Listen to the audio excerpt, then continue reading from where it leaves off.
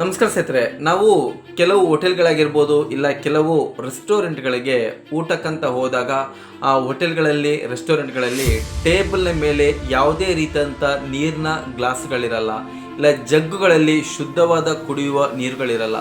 ಇದರ ಬದಲಾಗಿ ಅರ್ಧ ಲೀಟರ್ನ ನೀರಿನ ಬಾಟ್ಲ್ ಆಗಿರ್ಬೋದು, ಇಲ್ಲ 1 ಲೀಟರ್ನ ನೀರಿನ ಬಾಟ್ಲ್ ಆಗಿರ್ಬೋದು, 2 ಲೀಟರ್ನ ನೀರಿನ ಬಾಟ್ಲ್ ಆಗಿರ್ಬೋದು, ಈ ರೀತಿ ನೀರಿನ ಬಾಟ್ಲುಗಳನ್ನು ಆ ಟೇಬಲ್ ಮೇಲೆ ಇಟ್ಟಿರ್ತಾರೆ. ಇಲ್ಲ ನಾವು ಬಂದು ಆಹಾರವನ್ನ ಸೇವಿಸಕ್ಕೆ ಕುಳಿತುಕೊಂಡಾಗ ಆ ಸಮಯದಲ್ಲಿ ಮೊದಲಿಗೆ ಆ ನೀರಿನ ಬಾಟಲ್ಗಳನ್ನ ತಂದು ಇಡ್ತಾರೆ.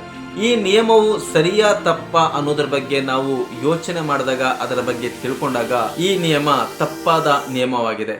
FSSAIನ ನಿಯಮದ ಪ್ರಕಾರ ಯಾವುದೇ ಒಬ್ಬ ಗ್ರಾಹಕ ಹೋಟೆಲ್ಗೆ ಆಹಾರವನ್ನ ಸೇವಿಸಕ್ಕೆ ಹೋಗುವಾಗ, ಆಹಾರಗಳನ್ನ ಸೇವನೆ ಮಾಡುವಾಗ ಆ ಗ್ರಾಹಕನಿಗೆ ಕುಡಿಯಲು ಶುದ್ಧವಾದಂತ ನೀರುಗಳನ್ನ ಆ ಹೋಟೆಲನ್ನು ನಡೆಸುವವರು ನೀಡಲೇಬೇಕಾಗುತ್ತೆ. ಇದು ನಿಯಮ ಇರುತ್ತೆ. ಆದರೆ ಈ ನಿಯಮವನ್ನು ಕೆಲವು ರೆಸ್ಟೋರೆಂಟ್ನ ಮಾಲೀಕರಾಗಿರ್ಬೋದು, ಕೆಲವು ಹೋಟೆಲ್ನ ಮಾಲೀಕರಾಗಿರ್ಬೋದು, ಆ ಹೋಟೆಲ್ಗಳನ್ನು ರೆಸ್ಟೋರೆಂಟ್ಗಳನ್ನು ಮುನ್ನಡೆಸೋರಾಗಿರ್ಬೋದು, ಇದು ಯಾವುದನ್ನು ಕೂಡ ಪಾಲಿಸಲ್ಲ. ನೀರನ್ನು ನೀಡದೆ ಅದಕ್ಕೆ ಬದಲಾಗಿ ಅರ್ಧ ಲೀಟರ್ ಬಾಟ್ಲ್ನ ನೀರಾಗಿರ್ಬೋದು, 1 ಲೀಟರ್ನ ಬಾಟ್ಲ್ನ ನೀರಾಗಿರ್ಬೋದು ತಂದು ಅವರ ಟೇಬಲ್ ಮೇಲೆ ಇಡ್ತಾರೆ. ಈ ಬಾಟಲ್ ನೀರುಗಳನ್ನ ಬಳಸಿ ಅನ್ನೋ ರೀತಿಯಲ್ಲಿ ಅವರು ನಮಗೆ ಸಂದೇಶವನ್ನ ನೀಡ್ತಾರೆ. ಇದು ನಿಯಮದ ಪ್ರಕಾರ ತಪ್ಪು. ಈ ರೀತಿ ಎಲ್ಲಾದ್ರೂ ಕಂಡು ಬಂದಲ್ಲಿ FSSನ ನಿಯಮದ ಪ್ರಕಾರ ಟೋಲ್ ಫ್ರೀ ನಂಬರ್ಗೆ ನೀವು ಆ ಹೋಟೆಲ್ ಮಾಲೀಕರ ವಿರುದ್ಧವಾಗಿ ನಾವು ದೂರನ್ನ ಸಲ್ಲಿಸಬಹುದು. ಆ ಹೋಟೆಲ್ ಮಾಲೀಕ ನಿಮಗೆ 60,000 ರೂಪಾಯಿವರೆಗೂ ಕೂಡ ದಂಡವನ್ನ ತುಂಬಬೇಕಾಗುತ್ತೆ. ಈ ನೀರನ್ನ ಯಾಕೆ ಅವರು ತಂದಿಡ್ತಾರೆ ಅಂದ್ರೆ, ನೀರಿನಲ್ಲಿ ಮಾರ್ಜಿನ್ ಅತಿ ಹೆಚ್ಚಾಗಿರುತ್ತೆ. ನಿಮಗೆ 1 ಲೀಟರ್ ನೀರಿನ ಬಾಟ್ಲು ಅವರಿಗೆ 7 ರೂಪಾಯಿ ಸಿಗುತ್ತೆ, ಅದನ್ನ 20 ರೂಪಾಯಿಗೆ ಅವರು ಮಾಡ್ತಾರೆ. 1 ಲೀಟರ್ ನೀರಿನಲ್ಲಿ ಅವರಿಗೆ 13 ರೂಪಾಯಿ ಪ್ರಾಫಿಟ್ ಸಿಗುತ್ತೆ. ಅದೇ ರೀತಿ 2 ಲೀಟರ್ನ ನೀರಿನಲ್ಲಿ ಎಷ್ಟು ಪ್ರಾಫಿಟ್ ಸಿಗುತ್ತೆ ಅಂದರೆ, ಅದನ್ನು ಹೋಲ್ಸೇಲ್ ಆಗಿ ಪರ್ಚೇಸ್ ಮಾಡುವವರಿಗೆ ಆ 2 ಲೀಟರ್ನ ಬಾಟಲ್ನ ನೀರು ಕೇವಲ 14 ರೂಪಾಯಿಗೆ ಅದು ಸಿಗುತ್ತೆ. ಅದನ್ನು 30 ರೂಪಾಯಿಗೆ ಮಾರಾಟ ಮಾಡ್ತಾರೆ. 2 ಲೀಟರ್ನ ಒಂದು ಬಾಟಲ್ ನೀರಿನಲ್ಲಿ ಸುಮಾರು 16 ರೂಪಾಯಿವರೆಗೂ ಪ್ರಾಫಿಟ್ ಇರುತ್ತೆ. ಅದೇ ರೀತಿ 1 ಲೀಟರ್ನ ನೀರಿನಲ್ಲಿ ಸುಮಾರು 13 ರೂಪಾಯಿವರೆಗೂ ಕೂಡ ಪ್ರಾಫಿಟ್ ಇರುತ್ತೆ. ಅದೇ ರೀತಿ ಅರ್ಧ ಲೀಟರ್ನ ನೀರಿನಲ್ಲಿ ಸುಮಾರು 6 ರೂಪಾಯಿವರೆಗೂ ಕೂಡ ಪ್ರಾಫಿಟ್ ಇರುತ್ತೆ.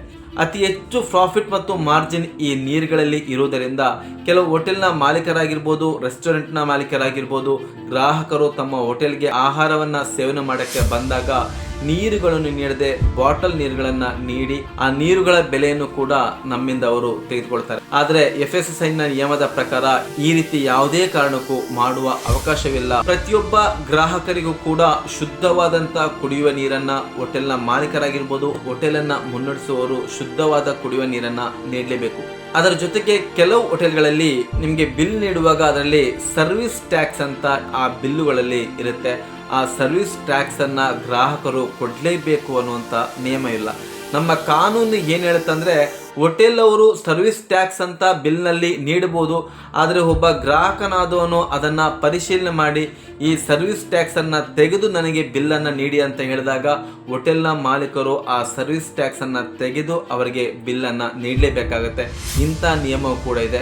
ಅನೇಕ ಜನರಿಗೆ ಈ ನಿಯಮಗಳು ಗೊತ್ತಿಲ್ಲದೆ ಇರೋದರಿಂದ ಮೋಸಕ್ಕೆ ಒಳಗಾಗ್ತಾರೆ. ನಂತರ ಒಂದು ರೆಸ್ಟೋರೆಂಟ್ನಿಂದ ಊಟವನ್ನು ಪಾರ್ಸಲ್ ಮಾಡಿ ನಾವು ಆ ಊಟವನ್ನು ಸೇವಿಸುವಾಗ ಆ ಊಟ ಶುದ್ಧವಾಗಿಲ್ಲದೆ ಹಾಳಾಗಿತ್ತು ಅಂದಾಗ, ಆ ಊಟವನ್ನ ಸೇವನೆ ಮಾಡಿ ನಮಗೆ ಫುಡ್ ಪಾಯ್ಸನ್ ಆಗಿರ್ಬೋದು, ಅನಾರೋಗ್ಯಕ್ಕೆ ಒಳಗಾದ್ವಿ ಅಂದಾಗ ಆ ಹೋಟೆಲ್ನ ಮಾಲೀಕರ ಮೇಲೆ ನಾವು ದೂರುಗಳನ್ನ ಸಲ್ಲಿಸಬಹುದು. ಕಳಪೆಯಾದ ಆಹಾರವನ್ನ ನಮಗೆ ನೀಡಿದ್ದಾರೆ ಅಂತ.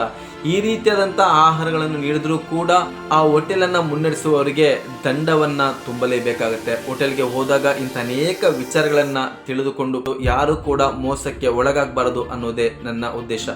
ವಿಡಿಯೋವನ್ನು ಪೂರ್ತಿ ನೋಡಿದಂಥ ಸಮಸ್ತ ಕನ್ನಡಿಗರೇ ಧನ್ಯವಾದ ಸಲ್ಲಿಸುತ್ತಾ ಇಂಥ ಅನೇಕ ಉತ್ತಮವಾದಂಥ ವಿಚಾರಗಳನ್ನು ಈ ಚಾನಲ್ ತಿಳಿಸ್ತಾ ಬರ್ತೀನಿ. ದಯವಿಟ್ಟು ಚಾನಲ್ ಸಬ್ಸ್ಕ್ರೈಬ್ ಮಾಡಿ, ವಿಡಿಯೋ ಇಷ್ಟ ತಂದೆ ಲೈಕ್ ಮಾಡಿ, ಶೇರ್ ಮಾಡಿ. ಮತ್ತೆ ಮುಂದಿನ ಸಂಚಿಕೆಯಲ್ಲಿ ಇನ್ನೊಂದು ಉತ್ತಮವಾದಂಥ ವಿಚಾರದೊಂದಿಗೆ ನಿಮ್ಮ ಮುಂದೆ ಬರ್ತೀನಿ. ಅಲ್ಲಿವರೆಗೂ ನಮಸ್ಕಾರ ಸ್ನೇಹಿತರೆ.